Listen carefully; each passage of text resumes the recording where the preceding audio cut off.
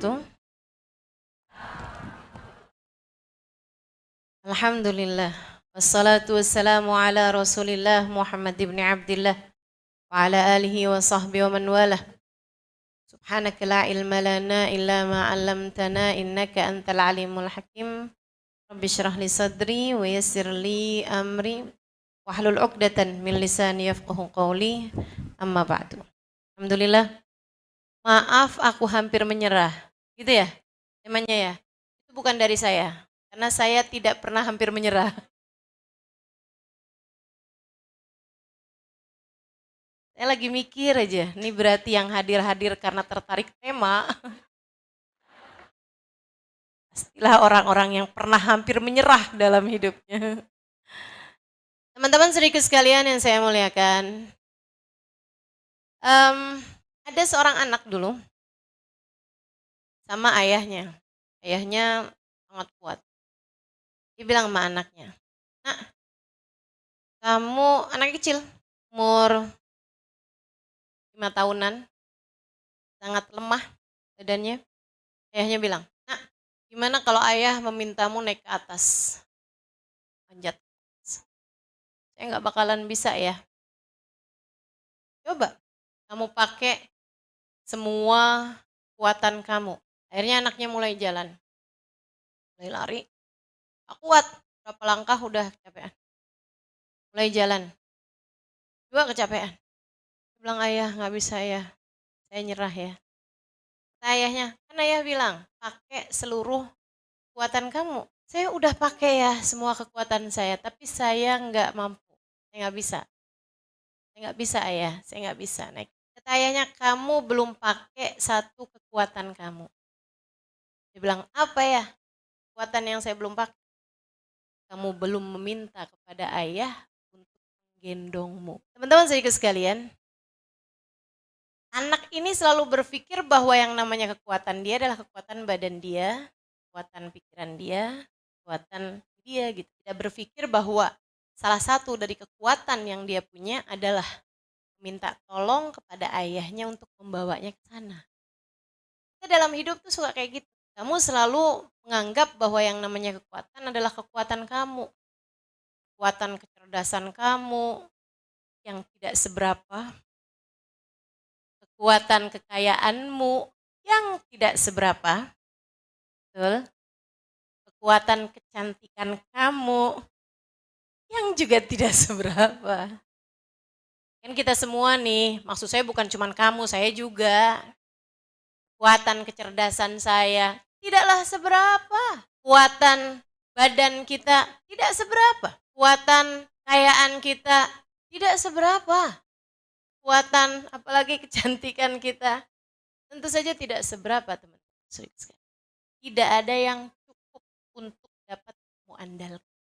Akan tetapi kita punya kekuatan lain yang seharusnya membuat kita tidak akan pernah menyerah dalam segala keadaan apapun, yaitu kekuatan Sang Pengendali yang telah memperkenankan kepada kita untuk kita meminta tolong padanya.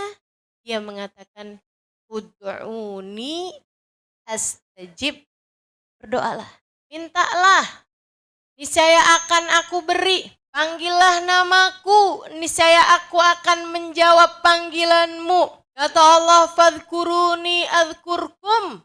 Panggil namaku, aku akan panggil namamu. Akan tetapi kita nih dalam kehidupan, kenapa kita gampang nyerah?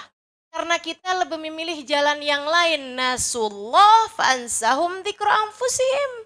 Mereka lupa kepada Allah, kata Allah dalam ayat yang lain, Allah pun melupakan mereka. Itu kita yang lebih sering memilih melupakan Allah sebagai sumber kekuatan kita. Karenanya kita jadi gampang nyerah. Kita ngandelinnya kekuatan kita ngandelinnya pikiran kita ngandelinnya cantikan kita misalnya.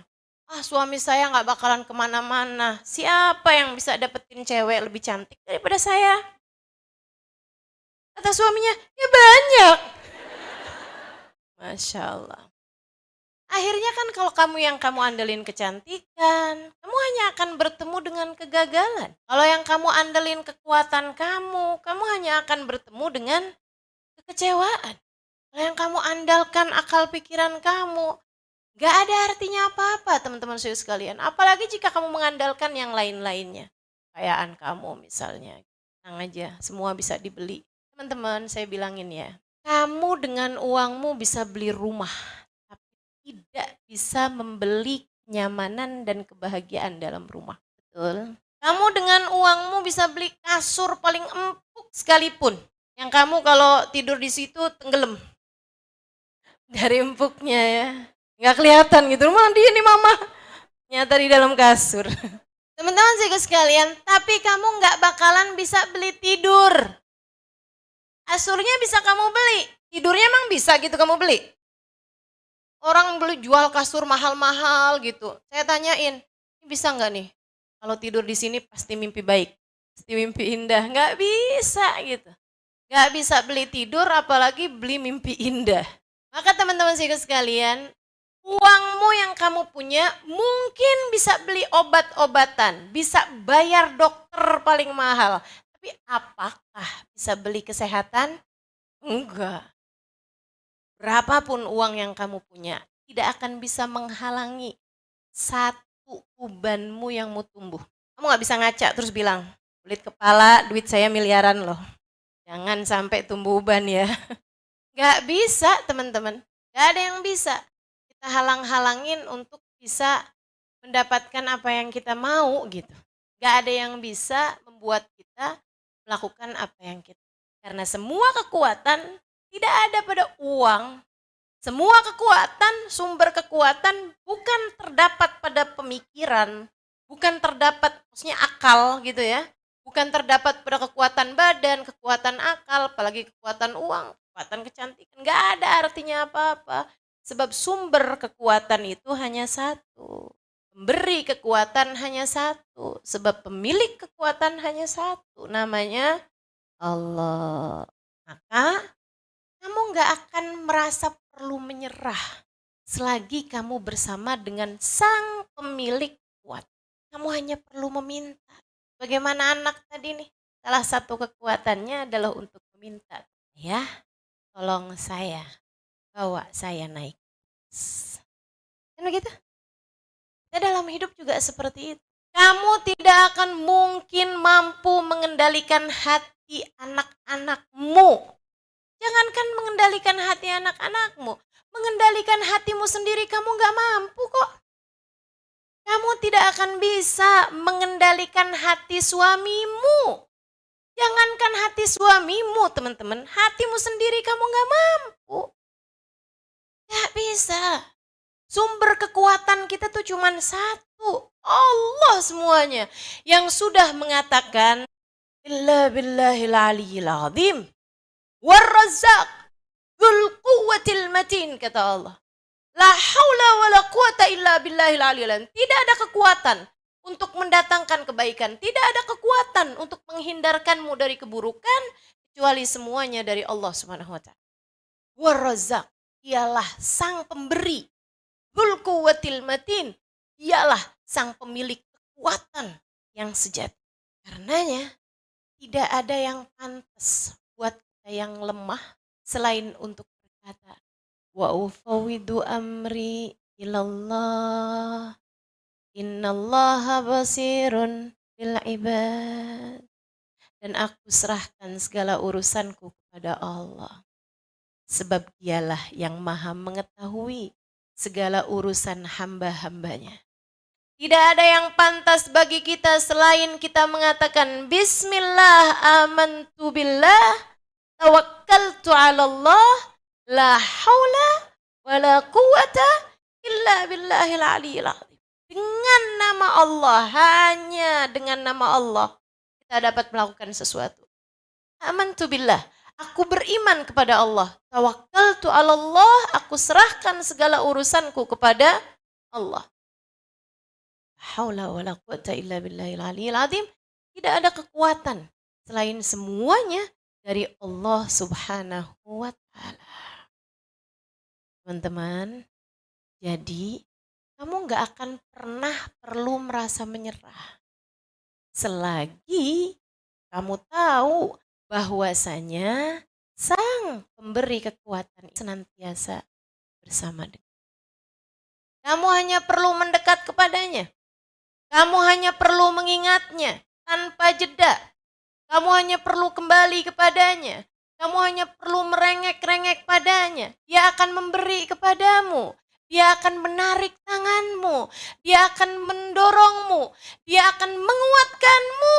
Dia akan menguatkanmu. Ud'uni astajib lakum. Saya punya banyak dosa. Saya punya banyak aib. Tapi saya punya banyak salah. Masa lalu yang gelap. Rasanya tak pantas saya mendekat padanya. Lagi pula, bagaimana mungkin yang suci didekati oleh kita yang penuh dengan aib-aib ini? Allah bilang, wa idza sa'alaka ibadi anni fa inni qarib. Sampaikan, wahai Nabi Muhammad, apabila ada seseorang bertanya tentangku, apakah aku dekat ataukah aku jauh? Katakan padanya, fa inni qarib, aku dekat dengan dia. Ujibu da'watad da'i idza da'an. Aku akan menjawab panggilan siapapun yang memanggil. Allah, indah benar. Ujibu da'watad da'i idza da'an. Aku akan menjawab panggilan siapapun yang memanggilku. Kita nih kalau misalnya mau ngundang gubernur, mau ngundang presiden misalnya, belum tentu dia mau datang. Betul nggak? Ustazah gimana ya? Saya ini mau kawinan, pengen ngundang Pak Jokowi jadi saksi pernikahan saya. Gimana menurut Ustazah? Saya liatin dulu. Nggak kayaknya. Kenapa gitu Ustazah? Kamu bukan Aurel. Teman-teman saya sekalian, mau ngundang orang di dunia gini aja, bukan mudah loh. Segitunya sang pemilik dunia, sang pemilik akhirat, penciptamu teman-teman saudaraku sekalian, pengendali semuanya, pemilik segalanya, berkata kepadamu, ujibu da'watad da'i idza da'an. Aku akan menjawab panggilan siapapun yang memanggilku. Ya Allah. Falyastajibuli. Ini deh. Maka hendaklah mereka memanggil namaku.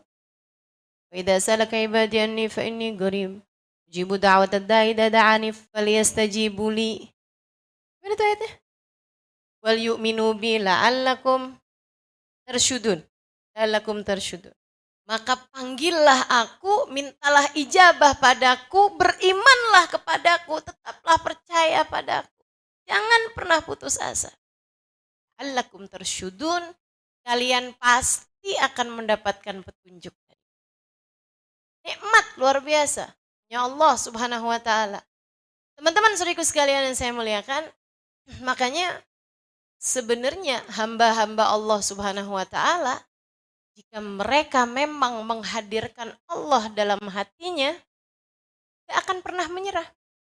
Bagaimana mungkin menyerah jika sang pemiliknya akhirat bersama dengannya? Menyerah dari apa? Jika selama ini pemilik kekuatan semuanya bersama dengannya. Kamu hanya perlu meminta, kamu hanya perlu berdoa, kamu hanya perlu merengek, kamu hanya perlu merintih-rintih kepadanya. Ya pasti akan mengijabah doamu, teman-teman saudara sekalian. Maka nggak usah khawatir, tidak usah khawatir. Tidak ada hal yang seharusnya perlu membuatmu untuk, sebab dia selalu bersama. Lagi pula ya, ketika dia memberi kepadamu kesulitan, itu juga bukan karena dia benci, akan tetapi karena dia ingin kamu naik kelas. Allah tidak mengujimu karena benci. Allah mengujimu untuk menaikkan kelasmu. Sama, kalau mau naik kelas kan ada ujiannya dulu. Tapi kok ujian saya sama terus ya Ustazah? Ya berarti kamu belum lulus-lulus. Ini ujiannya sama terus gitu. Dan jangan bangga kalau kayak gitu. Ustazah, suami saya tuh Ustazah kok kayak gitu mulu ya Ustazah. Saya nih diuji terus sama suami saya yang kayak gitu Ustazah. Kok kayak gitu terus ya Ustazah? Suami saya. Saya kok diujinya kayak gitu terus? Ya berarti kamu belum lulus. Itu kok bangga. Jangan bangga teman-teman. Berarti ujian kamu tuh di situ. Ayo dah, jangan pernah nyerah. Enggak perlu. Kamu tidak pernah harus merasa menyerah seharusnya. Teman-teman sikut sekalian, apa sih yang bikin orang pernah menyerah biasanya? Sakit, miskin. Gak putus asa tuh biasanya orang dari apa putus asanya? Miskin, sakit, apa lagi? Putus cinta. Ya, oke banget dah. Ya. Coba. Ini buat yang pernah hampir menyerah nih, saya mau tahu nih. Apa yang membuatmu pernah hampir menyerah? Masalah apa? Apa? Diselingkuhin. Oke, baik.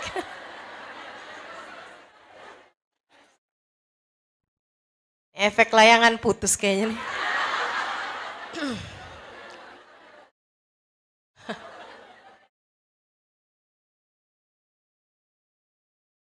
Ya. Kalau ya layangan putus, beli lagi layangan yang lebih bagus.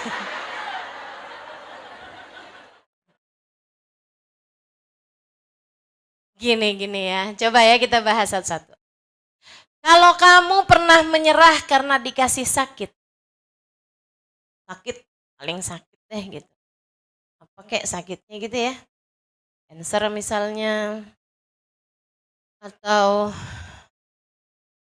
apalah yang macem-macem itu ya, penyakit-penyakit tuh. Teman-teman saya sekalian, kamu harus tahu bahwa sang pemberi kesehatan tuh cuma satu, namanya Allah. Allahumma rabban nas adhibil bas syfi anta syafi wa afi antal muafi. Itu doa yang selalu dibaca Nabi kalau ada orang yang lagi sakit. Itu bacaannya itu. Allahumma rabban nas, ya Allah engkaulah pemilik manusia. Adhibil bas, angkatlah penyakit.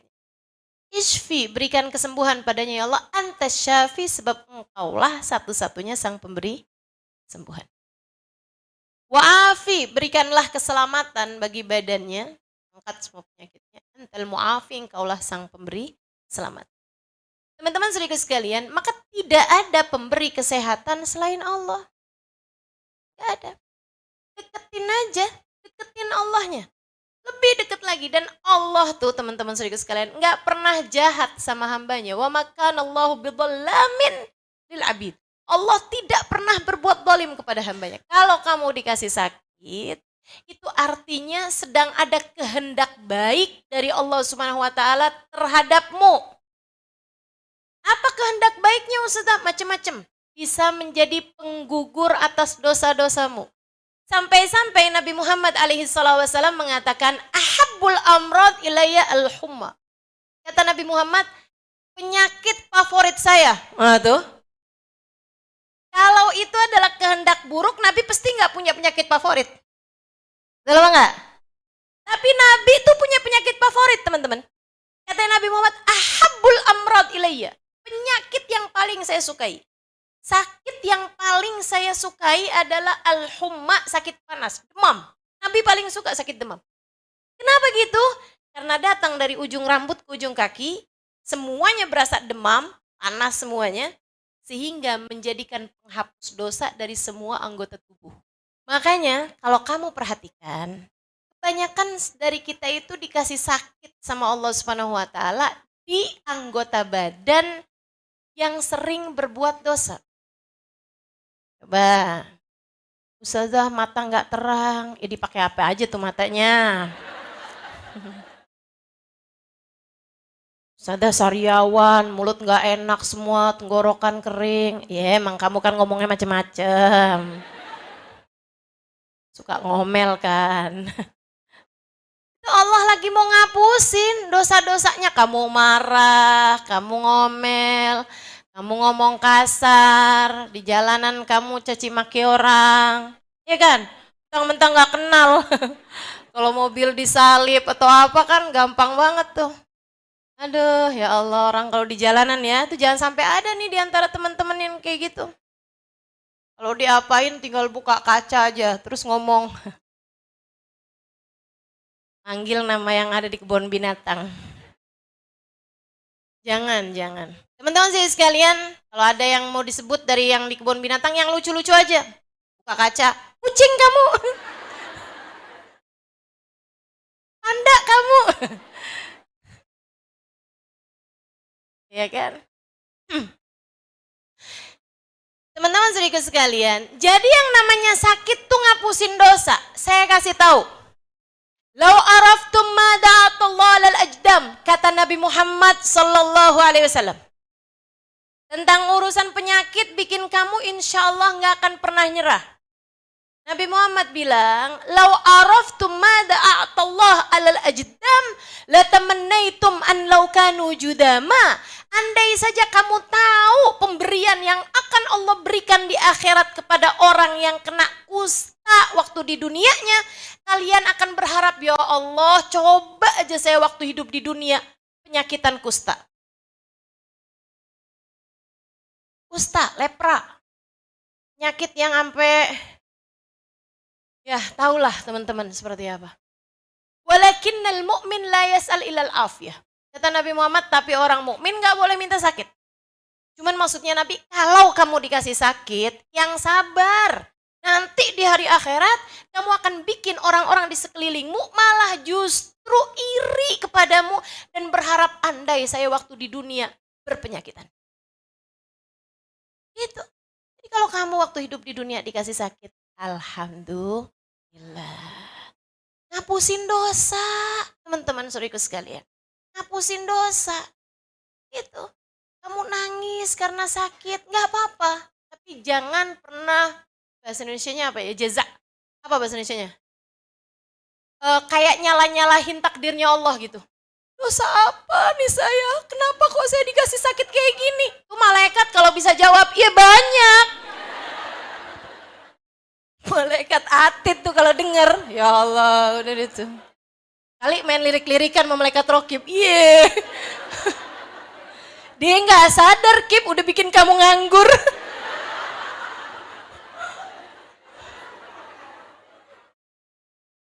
Dosa apa katanya? Dosa kita banyak, teman-teman. Makanya kalau lo dikasih sakit, nggak ada yang paling pantas kita ucapkan selain yang diucapkan Nabi Muhammad SAW. Alhamdulillah ala kulli hal. Terima kasih ya Allah atas keadaan apapun yang kau berikan padaku. Sebab Allah tuh lagi sangat baik. Allah nggak mau kamu pulang ke negeri akhirat dengan membawa dosa. Kamu dalam hidupmu ini ada beberapa sakit yang kamu alami gitu. Kayak gitu. Dan kamu kalau ngelihat orang sakit juga kamu mesti mikirnya kayak begitu. Orang-orang baik ya berarti Allah lagi pengen ngapusin dosanya tuh. Sebab orang tuh suka kayak gini. Kalau yang dikasih sakit dirinya, nih penghapusan dosa, nih Allah maha baik mas saya. Giliran orang lain yang dikasih sakit, dosanya banyak tuh. Walat tuh mas saya kayaknya tuh. Masya Allah, Masya Allah. Gak gitu. Nah ya, jadi semua sakit-sakit kita adalah tanda cinta Allah SWT. Innallaha idza ahabba abdan ibtalah. Nabi Muhammad gitu. Allah tuh kalau cinta sama seorang hamba, diujinya hamba tersebut. Dikasih sakit, saya ingat Ubabah Khadijah. Itu Syekh Abu Bakar bin Salim. Waktu saya mungkin beliau, lagi saya ziarah ke beliau almarhumah ya. Sudah meninggal dunia. Saya ceritakan di buku Bidadari Bumi 1. Bagaimana beliau ketika meninggal dunia menganggap kematiannya sebagai sebuah pesta. Ya kan? Jadi undang sama Allah, udah siap-siap, rapi, cakep gitu kan. Mandi, wangi-wangi gitu. Senyum terus. Saya mau pergi nih kondangan katanya. Masya Allah. Tahu-taunya maksudnya beliau dengan kondangan adalah meninggal dunia. Pergi pesta kata beliau. Teman-teman sedikit sekalian saya muliakan. Nah Hubabah Khadijah ini. Ada seorang kawan saya ngadu kepada Hubabah Khadijah. Hubabah doain dong, ini tenggorokan saya sakit banget nih. Gak enak makan, susah nelon gitu. Hubabah tolong saya, Mbak Khadijah sebagai orang yang memang penuh rahmat, penuh kasih sayang sama tiap orang ya. Dia letakkan tangannya di tenggorokannya, didoain, doain Allahumma rabbana zatabil basyur. Doain sama beliau. Tapi habis itu ngomong kayak gini, kamu tuh ya sabarnya dikit amat sih. Baru dikasih gini aja lo minta sembuh. Kamu tahu nggak? Ngeri nih. Ucapan orang yang tahu bahwa sang pemilik kekuatan bersama dengannya. Ucapan orang yang menjadikan hidupnya buat Allah Subhanahu wa taala, antara dia sama Allah Subhanahu wa taala. Ucapan seseorang yang faham inna salati wa nusuki wa mahyaya wa mamati lillahi rabbil alamin. Hidupku, matiku, salatku, semua ibadahku hanya untuk Allah Subhanahu wa taala, hanya untukmu ya Allah. Ucapannya ketika lagi pegangin lehernya orang yang lagi sakit nih, bilang kayak gini, kamu nih sabarnya dikit amat sih. Baru dikasih gini aja loh pengen minta sembuh. Kamu tahu nggak? Saya tuh kalau beberapa hari sama Allah nggak dikasih sakit, saya suka nanya, ya Allah apakah engkau sudah lupa kepada hambamu Khadijah? Kenapa gitu Hubabah? Bukankah Nabi Muhammad bilang, innallaha idza ahabba abdan ibtalah. Allah apabila cinta kepada seorang hamba, diujinya hamba tersebut. Diujinya hamba tersebut. Saya kalau lama gak dikasih sakit, saya nanya sama Allah, ya Allah apakah engkau sudah lupa kepada hambamu Khadijah? Kok semuanya baik-baik semua ya, kepala gak pusing, perut gak mules, kaki gak pegel-pegel. Allah apa udah lupa ya sama saya, gitu katanya, subhanallah. Ya udah, nanti kalau sakit-sakit lagi saya ajarin kayak gini nih. Kalau kamu lagi sakit mata, kamu bilang, ya Allah makasih. Jadikan ini sebagai pengguguran atas dosanya mata saya ya Allah. Ampuni segala dosanya mata ya Allah. Dan ampuni juga dosa dari anggota badan saya yang lain ya Allah. Makasih ya Allah. Gitu. Insya jangan pernah menyerah. Gak perlu nyerah. Semuanya dari Allah kok. Kemarin waktu saya di Pontianak, ada seorang kawan. Waktu saya beberapa tahun yang lalu datang, dia sehat-sehat aja, seger-seger aja. Nah, kemarin waktu saya datang, dia udah kena stroke ringan. Jadi dia udah setengah badannya ini udah lemah sekali ya. Jadi yang bisa digerakkan hanya sebelah aja gitu. Alhamdulillahnya yang kiri. Yang kanannya masih baik-baik aja. Tetap semangat. Jalan udah pakai tongkat, tangan yang sebelah udah nggak bisa digerakin. Semangat. Saya tanya sama dia kan, ini sakitnya diabetes dari apa namanya? Dari diabetes apa dari darah tinggi? Terus dia bilang dari diabetes Ustazah. Berapa diabetesnya? 800 Ustazah. Dia bilang, oh kembali 200. Iya Ustazah. 800. Terus dia bilang sama saya nih, dia bilang gini nih, kalau yang ngasih orang sudah saya pukul dia Ustazah. Stroke ini dia bilang, kalau yang ngasih orang, siapapun orangnya saya pukul dia Ustazah. Saya gampar dia Ustazah. Tapi kan kita tahu yang ngasih Allah. Ya udah aja saya nikmatin. Subhanallah, kayak jadi obat gitu. Buat saya dan buat semua orang insya Allah. Ya. Kalau kamu lagi dikasih sakit, kamu bilang, kamu ingetin diri kamu sendiri.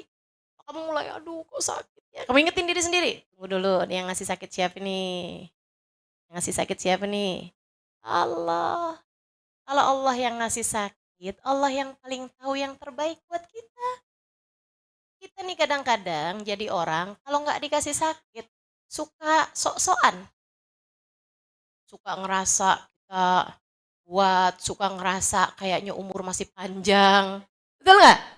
Kalau dikasih sakit kan jadi inget mati, kan bagus. Kalau dikasih sakit kan jadi nyebut Allah, kan bagus. Betul apa enggak? Kalau dikasih sakit nih, ya Allah bawaan nyari tasbih mulu. Kalau nggak sakit yang dicari remote TV. Giliran sakit baru udah nyari tasbih, nyari Quran, gitu kan ya?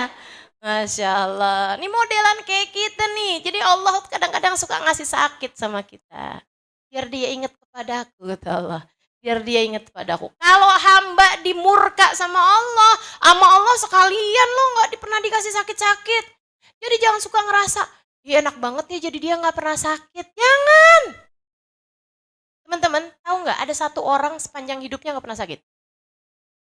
Tahu siapa? Fir'aun. Mau? Enggak. Makanya Fir'aun tuh belagu. Fir'aun itu nggak pernah sakit. Jangankan sakit yang berat, flu nggak pernah Fir'aun. Fir'aun nggak pernah pusing, nggak pernah mules, nggak pernah rematik, asam urat, kolesterol, nggak pernah tuh. Fir'aun tuh sehat terus. Anuan nih nggak pernah dia. Satu hari Fir'aun baca di kitab-kitab terdahulu. Maha suci Allah, Tuhan yang menciptakan alam semesta. Dia tidak pernah sakit. Fir'aun bacanya, kok kayak saya ya? Fir'aun itu dikasih hidupnya, itu teman-teman serius sekalian, kalau dia bilang melangit, langit hujanlah, hujan turun beneran. Makanya Fir'aun tuh ngerasa jadi Tuhan bukan karena nggak ada apa-apa, nggak punya alasan, punya alasannya. Makanya sampai para ulama bilang, andai ada orang di zaman sekarang dikasih kelebihan sama Allah kayak yang Allah beri kepada Fir'aun, dia bakalan ngaku jadi Tuhan juga. Nah, orang Lia Eden aja ngaku jadi malaikat Jibril. Padahal masih bisa ditangkap sama polisi. Ya enggak? Kalau dia malaikat Jibril masa mungkin bisa ditangkap sama polisi? Malaikat Jibril kan pimpinan para malaikat ya. Ya Allah, ada-ada aja. Jadi teman-teman saudaraku sekalian, kalau kamu dikasih sakit sama Allah, artinya Allah sedang sayang sama kamu, Allah sedang menghapuskan dosa-dosa kamu. Itu adalah takdir baik, jangan pernah menganggapnya sebagai sebuah takdir buruk. Insya. Apalagi, kamu suka nyerah dari apa? Cinta tadi itu ya. Teman-teman sedikit sekalian, ini saya sering sampaikan sama siapapun yang ngeluh kepada saya urusan hal-hal yang seperti ini nih. Saya bilang, dengerin. Yang pernah putus cinta dengerin. Yang pernah merasa cinta saya dikhianati. Hati saya diduakan. Atau bahasanya suami saya ternyata sudah buka cabang. Teman-teman saudariku sekalian yang saya muliakan, ketika hati seseorang berpaling darimu, seringkali itu merupakan tali-tali yang Allah Subhanahu wa Ta'ala berikan kepadamu untuk menarikmu kepada Allah. Ketika hatimu sedang merasa dikhianati, cinta seseorang yang asalnya mencintaimu berpaling darimu, seringkali itu merupakan cara Allah untuk mengenalkan kepadamu cintanya yang sejati. Imam Syafi'i bahkan mengatakan, kalau kamu merasa dalam hidupmu tidak ada yang mengurusmu, berbahagialah. Sebab seringkali itu merupakan pertanda Allah langsung yang akan mengurusmu. Oh, udah diselesainya sama Allah, ya Allah, enak semua dah. Enggak usah pernah nyerah. Enggak usah.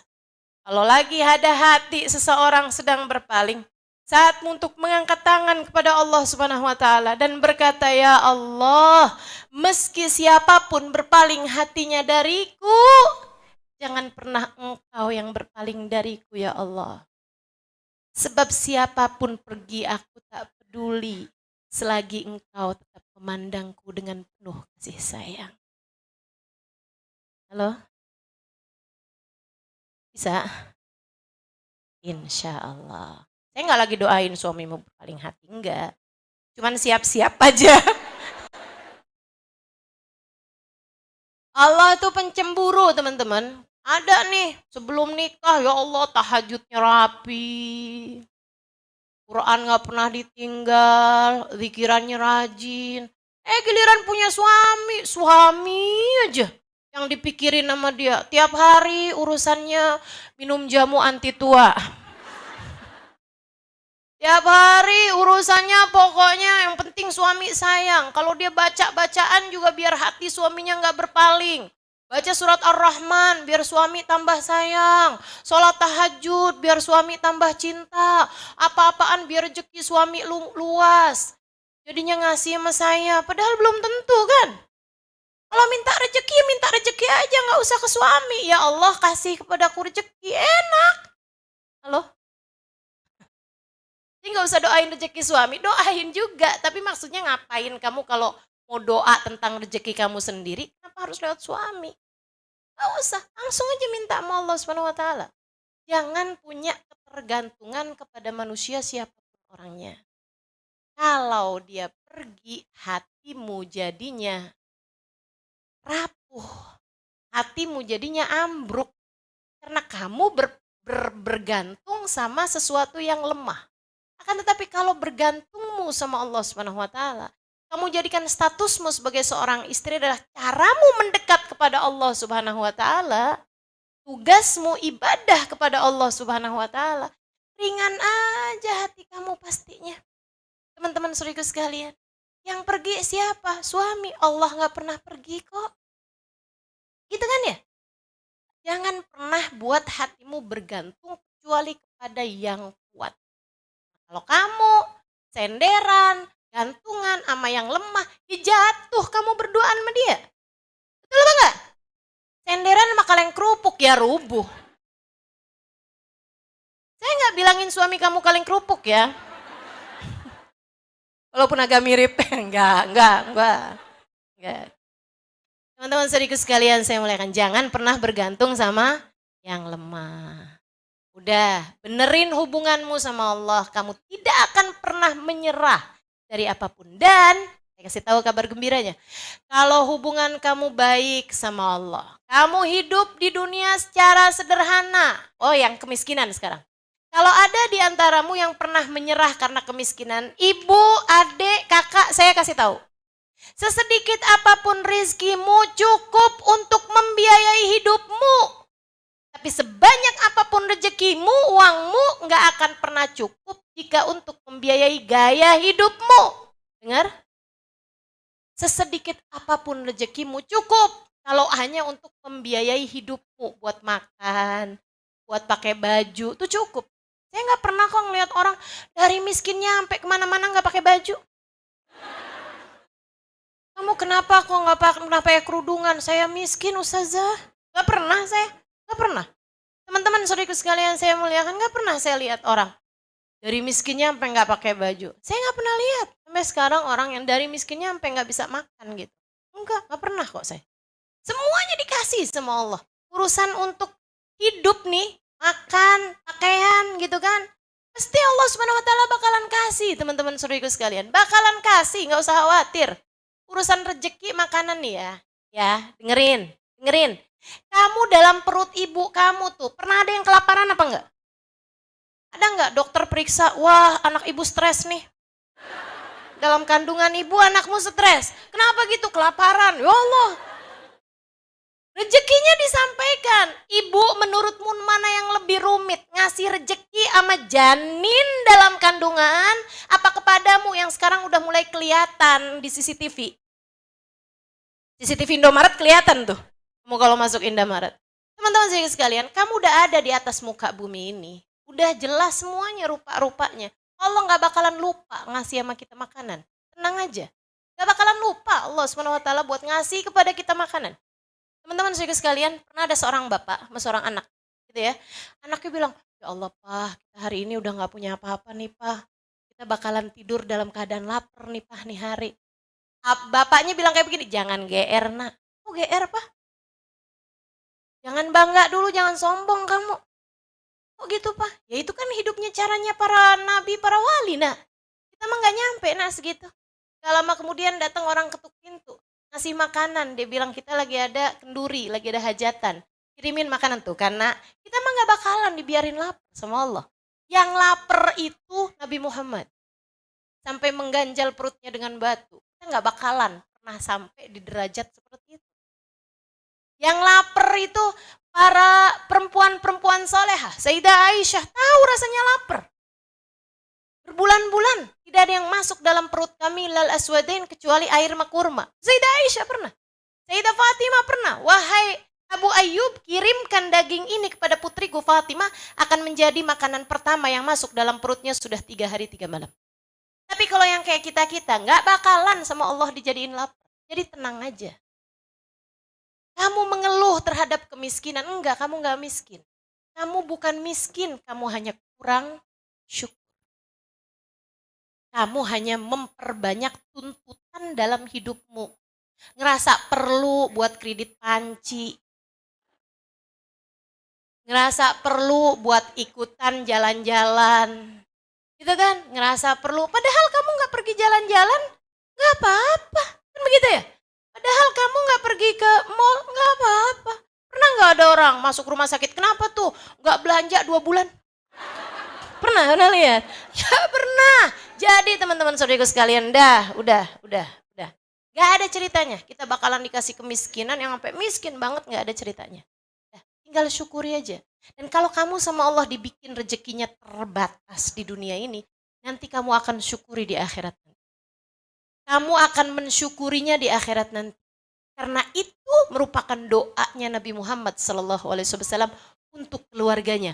Allahumma ja'al rizqa alin nabi kafafa. Ya Allah, jadikanlah rizki keluarga Nabi Muhammad hanya yang secukupnya aja. Kalau kamu merasa rizki kamu kok secukupnya aja, ya Allah alhamdulillah nih kayaknya udah mulai mirip sama doanya Nabi Muhammad. Gitu, jangan lihat ya Allah kapan ya punya mobil ya Allah, cuma bisa lihat doang. Katanya disolawatin, pegang solawatin, nah, nggak usah.